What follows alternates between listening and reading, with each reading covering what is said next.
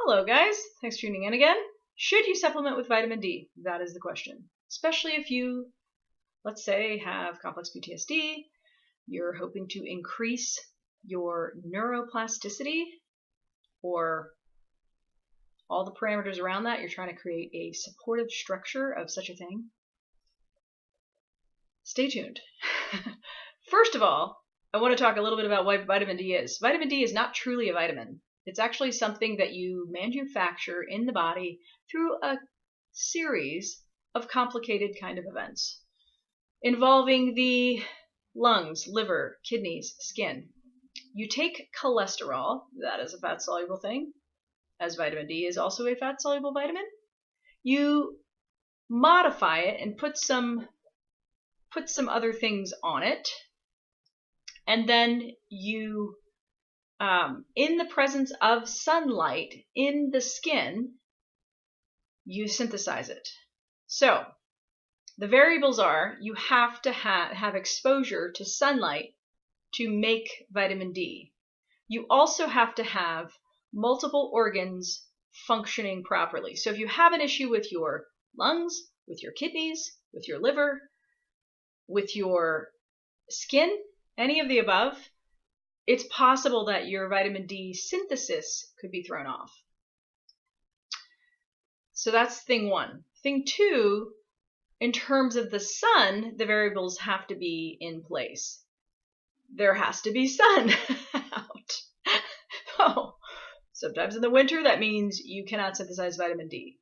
If the latitude that you are living at is too far north, then in the winter, there is no opportunity to even synthesize vitamin D, in spite of the sun possibly coming out. Why?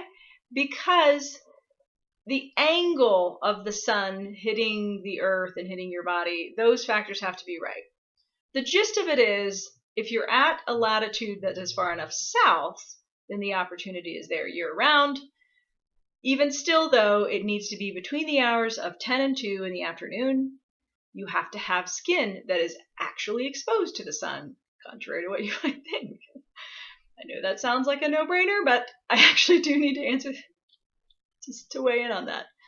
Skin has to be exposed. Sunscreen blocks the UV rays of the sun, and therefore, if you have sunscreen on, you actually cannot synthesize vitamin D. So you have to have exposed skin. Clothing also blocks UV rays, so therefore you have to have skin that's exposed.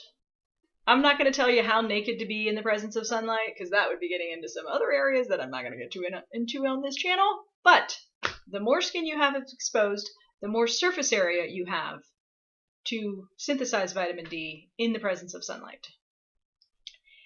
Also, the darker your skin is, that means you have more melanin protection in the skin, and therefore the melanin actually blocks the UV rays of the sun, and therefore you are going to take longer to synthesize vitamin D, even in the presence of sunlight. Typically, somebody light-skinned like me, in 10 minutes, with exposed skin, can synthesize about 10,000 IUs of vitamin D in about 10 minutes. Plenty. However, you need to be exposed to sun in order for that to happen. It doesn't magically happen without sun. So those are some of the parameters. Should you supplement? That is a question I get a lot with vitamin D. Here's the thing. You can supplement and get well beyond the levels that are natural or normal and to levels that are actually toxic.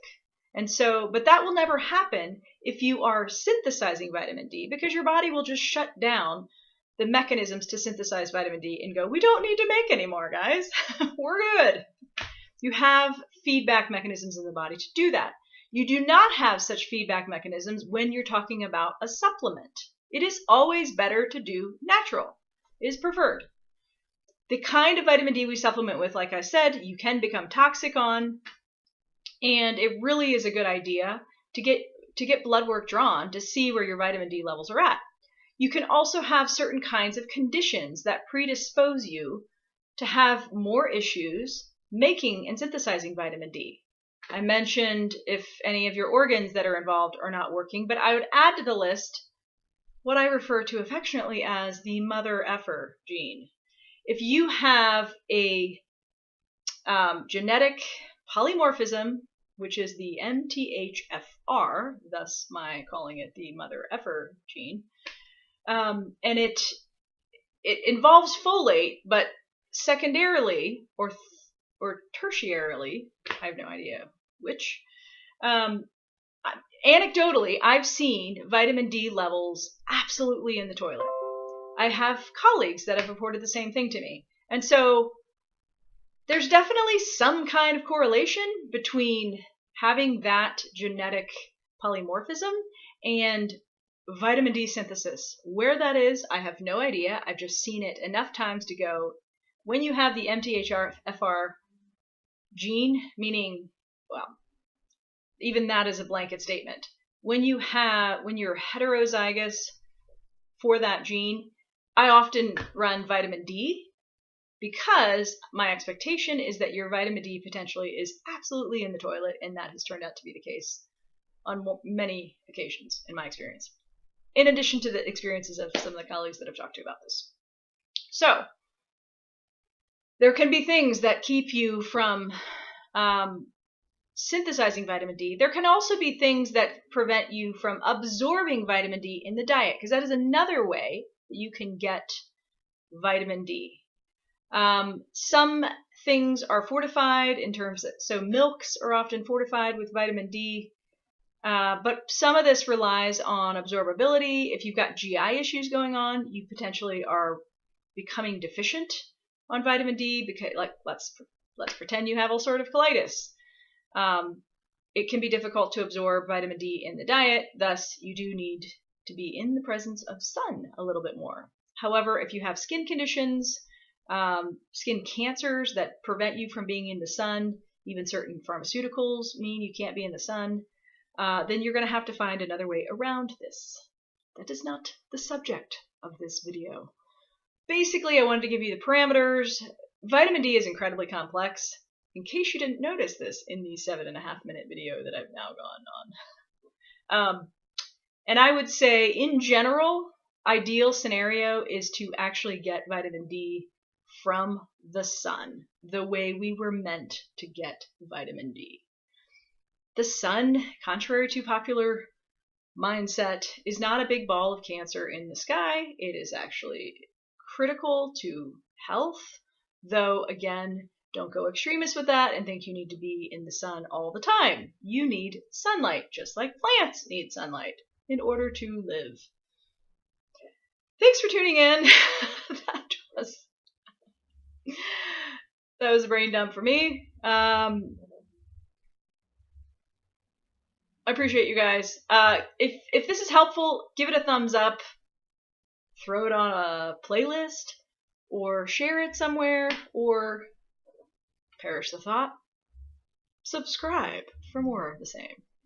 Thanks for tuning in again.